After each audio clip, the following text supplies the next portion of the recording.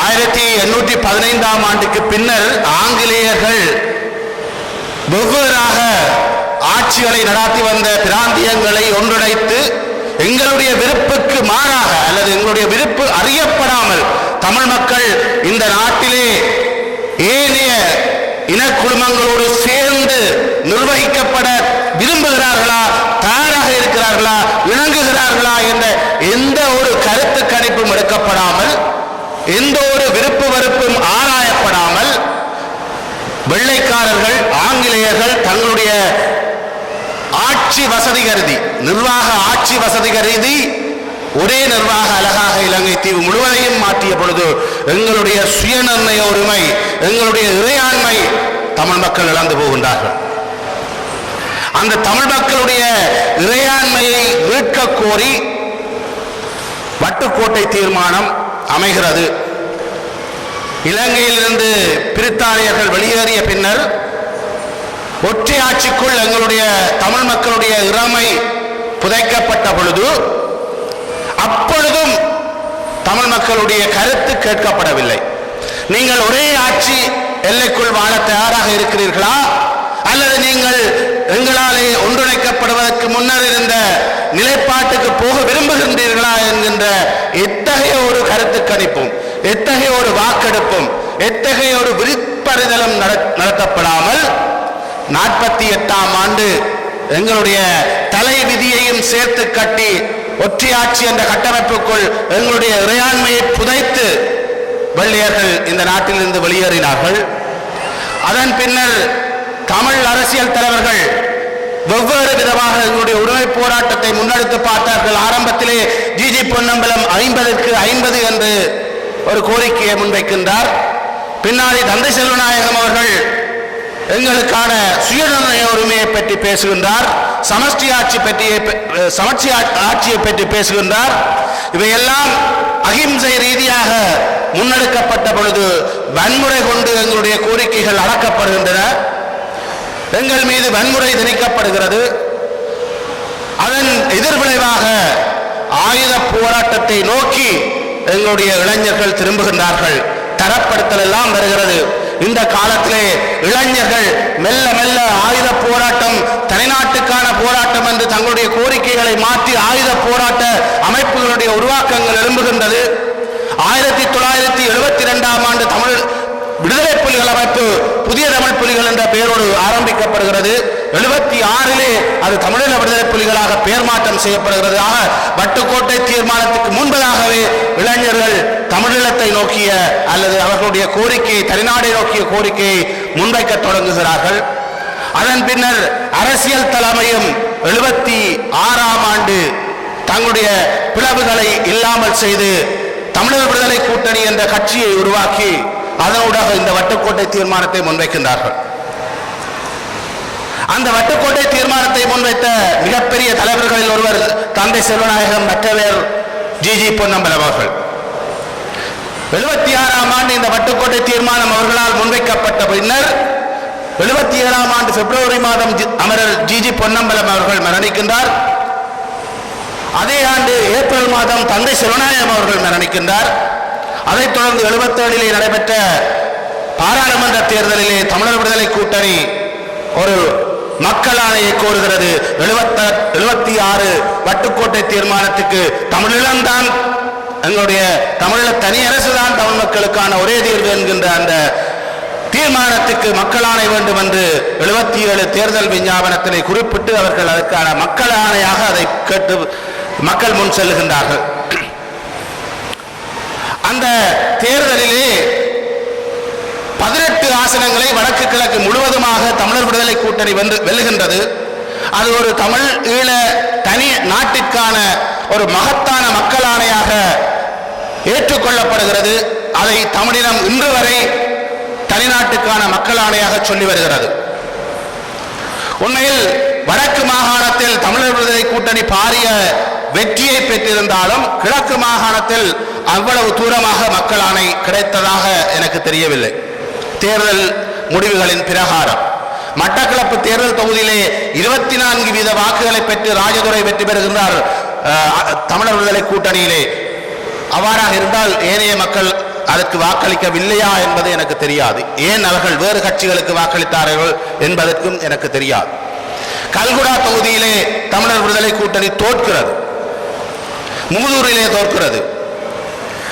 ஆக கிழக்கு மாகாணத்திலே ஒருவித தளம்பல் நிலைமை இருக்கிறது. ஆனாலும் வடக்கு கிழக்கிலே 18 ஆசனங்களை தமிழர் விடுதலை கூட்டணி பெற்று இலங்கையினுடைய எதிர்க்கட்சி தலைவராக அப்பா பிள்ளை அமிர்தலிங்கம் அவர்கள் தெரிவு செய்யப்படுகின்றார். பின்னாடி மிக துரதிருஷ்டவசமான சம்பவங்கள் எல்லாம் நிகழ்ந்து வருகின்றன. அந்த தமிழர் விடுதலை கூட்டணி அந்த கொள்கையில் இருந்து மெல்ல நழுவி விடுகிறது. தமிழர் கொள்கையை கைவிட்டதாக மாறிவிட்டது. ஆனால் அவர்களுடைய அழைப்பை ஏற்று தமிழ் மக்களுடைய தனிநாட்டுக்காக போராட முன்வந்த பல இளைஞர்கள் போராட்டத்துக்குள் தங்களை ஈடுபடுத்திக் கொள்ளுகிறார்கள். அந்த போராட்டம் மிக ஆக்ரோஷமாக, மிக தியாகம் நிறைந்ததாக இந்த நாட்டிலே நடைபெறுகிறது. அது பின்னர் உலகத்தினுடைய உச்சத்துக்கு சென்று இன்று முடிவடைந்து 17 ஆண்டுகள் கடந்துவிட்ட நிலையில் மீண்டும் வட்டுக்கோட்டை தீர்மானத்தை பற்றி பேச வேண்டிய நிலைமையில் எங்களுடைய இனம் இருக்கிறது என்பதுதான் மறக்க முடியாத கவலை தோய்ந்த ஒரு நிகழ்வாக இருக்கிறது. இந்த வட்டுக்கோட்டை தீர்மானத்துக்கான மக்கள் ஆணையை பற்றி பேசிய பின்னர் 2 சட்டத்தை பற்றி என்னிடம் கேட்டிருக்கிறார்கள். ஒன்று 6ஆம் திருத்தச் சட்டம். 6ஆம் திருத்தச் சட்டம் 1983ஆம் ஆண்டு ஆகஸ்ட் மாதம் 8ஆம் தேதி கொண்டு வரப்படுகிறது. உலகத்திலேயே குற்றவியல் விதிமுறைகளை, சட்ட ஏற்பாடுகளை கொண்டிருக்கின்ற ஒரே ஒரு அரசியலமைப்பு எங்களுடைய அரசியலமைப்பு தான் நான் அறிந்த வகையில். வேறு எந்த நாட்டினுடைய அரசியலமைப்பிலும் குற்றவியல் ஏற்பாடுகள் இல்லை. இந்த 6ஆம் திருத்தச் சட்டம் 1983ஆம் ஆண்டு கொண்டு வரப்படுகின்ற பொழுது 157A பிரிவாக எங்களுடைய அரசியலமைப்புக்குள் உட்புகுத்தப்படுகிறது. அதனூடாக சொல்லப்படுகின்ற விடயம் என்னவென்றால், யாராவது நீங்கள் தனிநாட்டை பற்றி பேசினாலோ, அட்வொகேட் பண்ணினாலோ, அல்லது தனிநாட்டுக்காக நீங்கள் ஏதாவது செய்தாலோ, நிதியுதவி செய்தாலோ, அது இலங்கைக்குள் செய்தாலோ, இலங்கைக்கு வெளியில் செய்தாலோ, அது ஒரு தண்டனைக்குரிய குற்றமாக கருதப்படும். அது தொடர்பான விசாரணை மேன்முறையீட்டு நீதிமன்றத்தில் நடைபெற்று அதில் நீங்கள் குற்றவாளியாக கண்டுபிடிக்கப்பட்டால் உங்களுக்கு தண்டனை இருக்கிறது என்று 6ஆம் திருத்த சட்டம் ஏற்பாடு செய்கிறது. அந்த தண்டனை என்னவென்றால், உங்களுடைய குடியியல் உரிமை 7 ஆண்டுகள் வரை இடைநிறுத்தி வைக்கப்படலாம். அதாவது நீங்கள் வாக்களிக்கின்ற உரிமை, தேர்தலில் போட்டியிடுகின்ற உரிமை எல்லாம் உங்களுக்கு இல்லாமல் போகும். அதை விடவும் வேறு உரிமைகளும் இருக்கிறது, ஒரு குடிமகனுக்கு இருக்கிறது. அந்த குடிமகனுக்கு இருக்கக்கூடிய சிவிக் ரைட்ஸ் எல்லாத்தையும் நீங்கள் இழந்து விடுவீர்கள். 7 ஆண்டுகள் வரை அதை செய்யலாம் என்று சொல்லுகிறது. அதே நேரம் உங்களிடம் இருக்கக்கூடிய அசைகின்ற அசையா சொத்துக்களையும் பறிமுதல் செய்யலாம் என்று சொல்லுகிறது. ஆனால் இந்த 6ஆம் திருத்தச் சட்டத்திலே சிறை தண்டனையை பற்றி குறிப்பிட்டதாக நான் அறியவில்லை. உங்களை பிடித்து சிறையில் அடைப்பார்கள் என்று அது குறிப்பிடவில்லை. ஆக உங்களுடைய குடியியல் உரிமை 7 ஆண்டுகள் வரை இல்லாமல் செய்யப்படலாம். அதுவே ஒரு பாராளுமன்ற உறுப்பினர் அல்லது அந்த 6ஆம் திருத்தச் சட்டத்தின் கீழ் சத்திய பிரமாணம் எடுத்த ஒருவர் அதை செய்தால் அவருடைய அந்த தொழில் இல்லாமல் போகும், பாராளுமன்ற உறுப்புரிமை இல்லாமல் போகும், அல்லது உள்ளூராட்சி மன்ற உறுப்புரிமை இல்லாமல் போகும். அதனோடு உங்களுடைய குடியியல் உரிமையும் 7 ஆண்டுகளுக்கு மேக்சிமம் இல்லாமல் போகும். உங்களுடைய சொத்துக்கள் பறிமுதல் செய்யப்படலாம். இதுதான் 6ஆம் திருத்தம் சட்டம் சொல்லுகின்ற விடயம். பயங்கரவாத தடை சட்டத்தை பற்றியும் கேட்டிருக்கிறார்கள். வட்டுக்கோட்டை பிரகடனத்துக்கு பின்னர் ஆயுதம் ஏந்தி எங்களுடைய மக்கள் போராட்டத்தில் முழுமூச்சாக ஈடுபட்ட பொழுது இந்த பயங்கரவாத தடை சட்டத்தை கொண்டு வந்து அதை அடக்குகிறார்கள். உண்மையில் 1979ஆம் ஆண்டு இந்த பயங்கரவாத தடை சட்டம் கொண்டு வரப்பட்ட பொழுது அது ஒரு தற்காலிக சட்டமாக, சட்ட ஏற்பாடாக குறிப்பிடப்பட்டது. அந்த 1979ஆம் ஆண்டு பயங்கரவாத தடை சட்டம் கொண்டு வரப்பட்ட பொழுது அதற்கு கூறப்பட்ட நியாயம், இன்றைய ஆட்சியாளர்களாக இருக்கக்கூடிய அன்றைய கிளர்ச்சியாளர்கள் ஜேவிபியினரை அடக்குவதற்காகவே இந்த சட்டம் கொண்டு வரப்படுவதாக நியாயப்படுத்தப்பட்டது. அதை கொண்டு வந்த பொழுது நீதியமைச்சராக இருந்தவரும் ஒரு தமிழர் தான். ஆக அந்த காலத்திலே பயங்கரவாத தடை சட்டத்தை ஒரு தற்காலிக தடை சட்டமாக கொண்டு வந்து 3 ஆண்டுகளுக்கு அமல்படுத்தப்படக்கூடிய சட்டமாக கொண்டு வந்து 1982ஆம் ஆண்டிலே அது நிரந்தர சட்டமாக கொண்டு வந்து விட்டார்கள். ஆனாலும் இன்று வரை அதை ஒரு தற்காலிக சட்டம், பிரிவென்ஷன் ஆஃப் டெரரிசம் ஆக்ட் என்று சொல்லி டெம்பரரி ப்ரொவிஷன்ஸ் என்று தான் சொல்லுகிறார். இன்று வரை அவர் தற்காலிக சட்டமாக 40 ஆண்டுகளுக்கு மேலாக அந்த தற்காலிக தடை சட்டம் இருந்து கொண்டுதான் இருக்கிறது. இன்றைய ஆட்சியாளர்கள் அந்த தடை சட்டத்தால் முன்னர் கிளர்ந்தெழுந்த பொழுது அடக்கப்பட்டவர்கள். அவர்கள் ஆட்சிபீடம் ஏறுகின்ற பொழுது சொன்ன பிரச்சாரத்திலே சொன்ன விஞ்ஞாபனத்திலே சொன்ன முக்கியமான ஒரு விடயம் இந்த பயங்கரவாத தடை சட்டத்தை நீக்குவது என்பது. ஆனால் இன்றைய வரை 2 ஆண்டுகள் ஓடிவிட்டது. இன்றைய வரை பயங்கரவாத தடை சட்டம் நீக்கப்படவில்லை.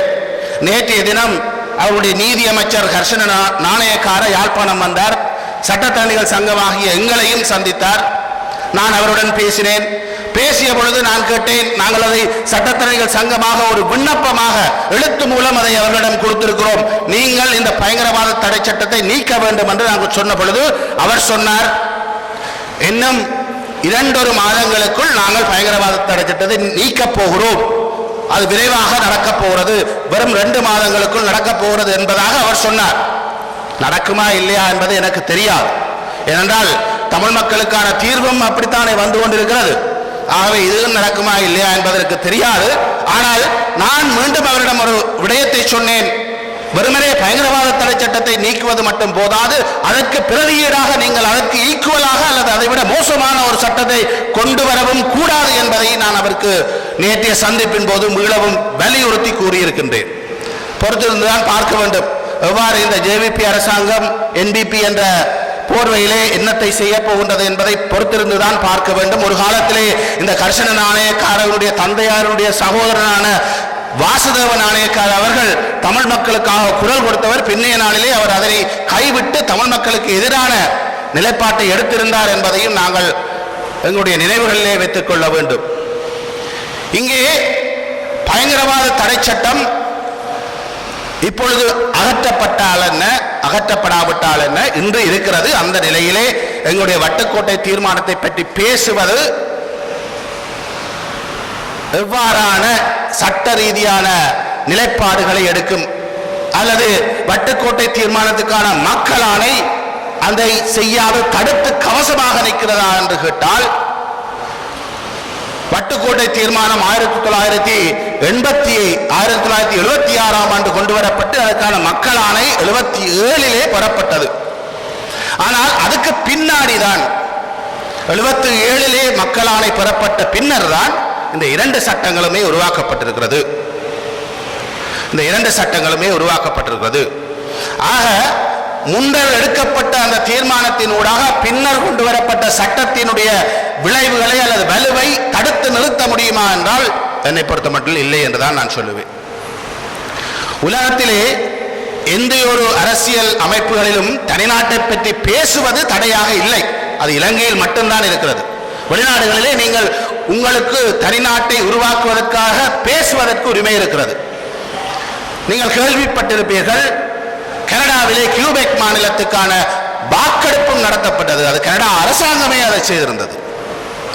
அங்கு கியூபெக் மக்கள் தாங்கள் சுதந்திர தனிநாடாக போக வேண்டும் என்று பேசினார்கள். வாக்கெடுப்பு நடத்தப்பட்டது. அதிலே கியூபெக் மக்களே நிராகரித்தார்கள். நாங்கள் தனிநாடாக போக வேண்டாம், நாங்கள் கனடாவுக்குள்ளே இருக்கிறோம் என்று பெரும்பான்மையான கியூபெக் மக்கள் தீர்மானித்ததன் அடிப்படையில் தான் இன்று கியூபெக் இருக்கிறது. அது 49% என்ற அடிப்படையில் அந்த விகிதம் செல்கிறது. ஆக வெளிநாடுகளில் அதே போன்று ஸ்கொட்லாந்திலும் இப்பொழுது அண்மையிலே பிரித்தானியாவினுடைய ஒரு அங்கமாக இருக்கக்கூடிய ஸ்கொட்லாந்திலும் இதே போன்று தனிநாட்டுக்கான கருத்துருவாக்கம் செய்யப்பட்டு தனிநாட்டுக்கான வாக்கெடுப்பு நடைபெற்றது. அங்கேயும் ஸ்கொட்லாந்து மக்கள் நிராகரித்து விட்டார்கள், தனிநாடு வேண்டாம். ஸ்கொட்லாந்திலே தனியான பாராளுமன்றம் இருக்கிறது. ஸ்கொட்லாந்து மக்களுக்கு அவர்களுக்கு தனியான நாணயம் இருக்கிறது, அவர்களுக்கு தனியான கிரிக்கெட் டீமும் இருக்கிறது, எல்லாமே இருக்கிறது. இருந்தாலும் அவர்கள் தனிநாடு வேண்டும் என்று ஒரு கோரிக்கையை முன்வைத்தார்கள். ஆக உலகம் முழுவதும் தனிநாட்டுக்காக பேசுவது குற்றமல்ல, தனிநாட்டை பற்றி கதைப்பது குற்றமல்ல, தனிநாட்டுக்காக வன்முறையை கையில் எடுப்பது குற்றமாக இருக்கிறது. ஆனால் இலங்கையில் மட்டும்தான் தனிநாட்டை பற்றி பேசினாலே குற்றமாக ஆக்கி வைத்திருக்கிறார்கள். அது எங்களுடைய தலைவிதியாக இருக்கிறது. ஆக அதற்கு மாற்றீடாக தமிழர் தலைமை 82க்கு பிறகு 83க்கு பிறகு எடுத்துக்கொண்ட கருத்தியல் தான் சுயநிர்ணய உரிமை என்ற கருத்தியல். திம்பு கோட்பாட்டிலே நாங்கள் எல்லோரும் இணைந்து ஆயுத அமைப்புகளாக இருக்கலாம், அரசியல் தலைமைகளாக இருக்கலாம், எல்லோரும் சேர்ந்து முன்வைத்த கோரிக்கை தமிழ் மக்களுக்கு சுயநிர்ணய உரிமை இருக்கிறது என்ற கோரிக்கை.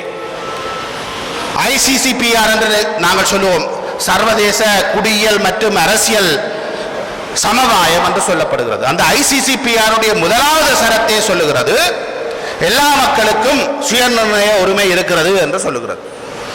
ICCPRலே ரெண்டு விதமான வார்த்தை பிரயோகங்கள் பிரயோகிக்கப்படுகிறது. ஒன்று ஸ்டேட் என்று பாவிக்கிறார்கள், அடுத்தது பீப்புள் என்று பாவிக்கிறார்கள். ஸ்டேட் என்றால் தனி நாடுகள், பல நாடுகள் சேர்ந்து அந்த ICCPR ஆக்டை உருவாக்குவதாக குறிப்பிடுகிறார்கள். ஆனால் அதனுடைய உறுப்பினர் ஒன்றிலே பீப்புளுக்கு சுயநிர்ணய உரிமை இருக்கிறது, மக்களுக்கு சுயநிர்ணய உரிமை இருக்கிறது என்று சொல்லுகிறார். ஆகவே தனிநாடு அல்லாத மக்களையும் அவர்கள் அங்கீகரிக்கிறார்கள். அதனூடாக தமிழ் மக்கள் போன்று அரசல்லாத இனக்குழுமங்கள், தேசிய இனங்களுக்கு சுயநிர்ணய உரிமை இருக்கிறது என்று ICCPR சொல்லுகிறது. ICCPRலே ஒரு விதி இருக்கிறது. அந்த ICCPR அங்கு கையெழுத்து வைக்கப்பட்டவுடன் அது எங்களுடைய அந்தந்த நாடுகளுக்குள்ளும் அந்த ICCPR சட்டத்தை கொண்டு வர வேண்டும் என்று அந்த ICCPRலேயே இணக்கம் காணப்படுகிறது. ஆனால் ஒருமுறை இலங்கையினுடைய உச்ச நீதிமன்றத்தில் இது தொடர்பான விவாதம் வந்த பொழுது நான் நினைக்கின்றேன் பிரதம நீதியரசராக இருந்த சரத்தன் சில்வா அவர்கள் சொல்லுகிறார், இலங்கையிலே ICCPR நேரடி பிரயோகத்தை கொண்டிருக்கவில்லை, ICCPR விதிகள் நேரடியாக இங்கு வர முடியாது. இலங்கை ஒரு சட்ட ரீதியாக இரண்டு விதமான சட்ட கோட்பாடுகள் இருக்கிறது. டுவலிஸ்ட் கண்ட்ரி என்றால் வெளிநாடுகளிலே உருவாக்கப்படுகின்ற சட்டங்கள் இலங்கையுடைய பாராளுமன்றத்தில் அல்ல அந்தந்த நாடுகளுடைய பாராளுமன்றத்திலும் அங்கீகரிக்கப்பட்டால் தான் உள்நாட்டிலே அதற்கு பிரயோகம் வரும். மோனிஸ்ட் கண்ட்ரி என்றால் நேரடியாகவே அது உள்நாட்டிலே தன்னுடைய பிரயோகத்தை கொண்டிருக்கும். சர்வதேச சமவாயம் ஒன்றிலே அந்த நாடு கையெழுத்திட்டால் அதனுடைய பிரயோசனங்களை அந்த நாட்டினுடைய பிரஜைகள் அனுபவிக்க முடியும். அவ்வாறு சொல்லி தன்னுடைய தீர்ப்பிலே சொல்லி நாங்கள் டுவலிஸ்ட் கண்ட்ரியாக இருப்பதால்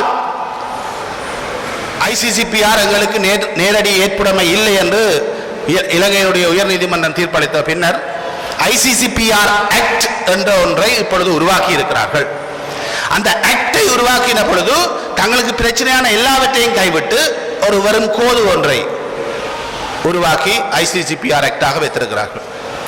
ஆக இன்றைய நிலைமையில் நாங்கள் சுயநிர்ணய உரிமையை பற்றி தாராளமாக பேசலாம். அதில் இப்பொழுது உள்ளக சுயநிர்ணய உரிமை, வெளியக சுயநிர்ணய உரிமை என்றெல்லாம் பேசுகிறார்கள். ஆனால் ICCPRலே அவ்வாறு எந்த பிரிப்புகளும் இல்லை, பகுப்புகளும் இல்லை. ICCPR சுயநிர்ணய உரிமை என்ற ஒரு வார்த்தையை மட்டும்தான் பிரயோகிக்கின்றது. ஆகவே ஒரு இனக்குழுமமான ஒரு தேசிய இனமான எங்களுக்கு சுயநிர்ணய உரிமையை பற்றி பேசுகின்ற அதிகாரம் இருக்கிறது. அதை நாங்கள் தாராளமாக தொடர்ந்தும் பேச முடியும், பேசிக்கொண்டிருக்கவும் வேண்டும். கடந்த 17 ஆண்டுகளாக யுத்தமும் இல்லை, சமாதானமும் இல்லை. எங்களுடைய தமிழருடைய அரசியல் என்பது பூச்சியத்துக்குள் இருக்கிறது, அல்லது அதைவிட மோசமான நிலைமையில் இருக்கிறது. வரலாற்று சக்கரம் மீண்டும் சுழண்டு வந்து 50வது ஆண்டாக வட்டுக்கோட்டை தீர்மானத்தை எங்களுடைய மனதிலே தட்டி கொண்டிருக்கிறது. 1976 இந்த வட்டுக்கோட்டை தீர்மானத்தை அரசியல் தலைவர்கள் கொண்டு வந்தார்கள். ஆனால் தமிழக விடுதலை புலிகள் அதற்கு வேறு விதமான வியாக்கியானத்தை சொல்லி இருந்தாலும் பிள்ளையான தலைவர்களால் கொண்டு வரப்பட்ட சரியான தீர்மானம் என்று அன்று தமிழக விடுதலை புலிகளுடைய தலைவர் திரு வேலுப்பிள்ளை பிரபாகரன் அவர்கள் குறிப்பிட்டிருந்தார் இந்த தீர்மானத்தை பற்றி. ஆனால் அந்த தீர்மானம் சரியான தீர்மானம் என்பது பலருடைய கருத்தாக இருக்கிறது. இன்று 17 ஆண்டுகள் யுத்தம் முடிவடைந்த பின்னர் 17 ஆண்டுகளாக உப்புச்சப்பில்லாத வடக்கு மாகாண சபை அல்லது கிழக்கு மாகாண சபைக்கான மாகாண சபை தேர்தல்களை கூட இந்த அரசாங்கம் செய்ய தயாராக இல்லை. இது மாறி மாறி வந்த எந்த அரசாங்கமும் செய்ய தயாராக இல்லை. 2018 வடக்கு மாகாண சபையினுடைய ஆயுட்காலம் முடிவடைந்த பின்னர் மைத்திரிபால சிறிசேன, ரணில் விக்ரமசிங்க கூட்டாட்சி இருந்தது, அந்த அரசு செய்யவில்லை. பின்னர் ராஜபக்சக்களினுடைய அரசு இருந்தது, அதுவும் செய்யவில்லை. பின்னர் ரணில் ஜனாதிபதியாக வந்தார், அதுவும் செய்யவில்லை. இப்பொழுது JVP வந்திருக்கிறது, அதுவும் செய்ய தயாராக இல்லை. ஒரு தேர்தலை நடத்துவதற்கு கூட தயாராக இல்லை. நீண்ட காலமாக 60 ஆண்டுகளுக்கு மேலாக 70 ஆண்டுகளுக்கு மேலாக நாங்கள் எங்களுடைய கோரிக்கைகளை தொடர்ச்சியாக முன்வைத்துக் கொண்டிருக்கின்றோமே தவிர, அதற்காக நாங்கள் போராடியும் இருக்கிறோமே தவிர எங்களுக்கான இந்த தீர்வும் இன்றைய வரை அடையப்படாத நிலையில் எங்களுடைய வட்டுக்கோட்டை தீர்மானத்தினுடைய 50வது ஆண்டு வந்திருக்கிறது. அந்த 50வது ஆண்டு நினைவை அரசியல் கட்சிகள் தவிர்த்திருக்கிறார்கள்.